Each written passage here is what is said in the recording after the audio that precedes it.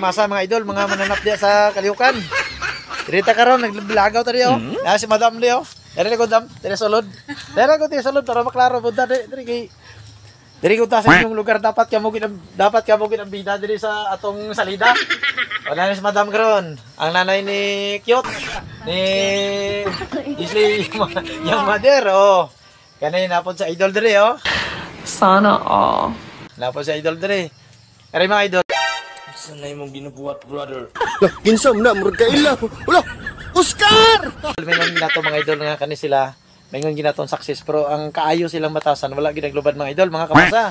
Mo nay ingon na to nga sa tapat-tapat ng istorya lang mga kamasa, mga idol.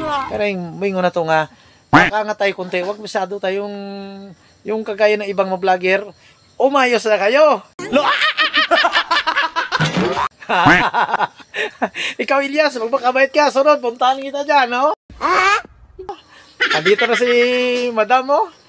Hindi natin mamaliit yung tao kasi simple lang. Pero may pinagdadaanan din na hirap. Pero success basta simple ka lang na tao.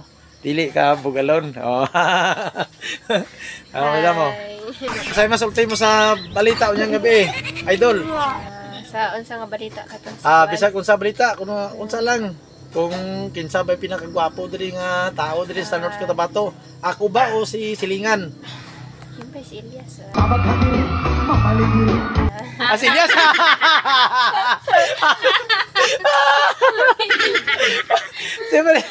Siyempre sunod ato na mo si Elias na. Ano? Ato na to sunod. Amo ulang. Ulaw to sa Elias. Kita si Elias. Sabi ko na to na. Sunod. Schedulean na to si Elias. Idol, ako masa. Gabi na sa inyo. Mga mananap, anga oy. Murang may fit ba si Mikit ko ba?